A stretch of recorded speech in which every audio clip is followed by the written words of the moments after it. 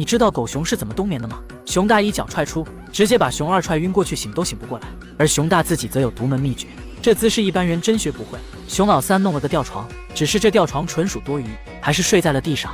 熊老四有点倒霉，迷迷糊糊中睡到了松鼠家，不请自入非君子。松鼠毫不犹豫将他举起，直接扔下了悬崖。想不到的是，这货在水里依旧没有醒来，睡的那叫一个香喷喷。熊老五最为聪明，精准找到了自己的家，然后还给钟表定了时，以避免睡过头影响上班。却不料呼噜声太大，吵得邻居啄木鸟有些精神崩溃。武迪前来理论，可这家伙根本叫不醒，他甚至拿了锅过来，敲的响声震天都没有用。没办法了，这是你逼我的。武迪直接搬来了大炮，你小子有本事继续睡。炮口对脸，然后一发入魂。武迪过来查看，却见狗熊纹丝不动，那颗炮弹竟被他吹着玩。好家伙，脸皮厚的都能挡炮弹。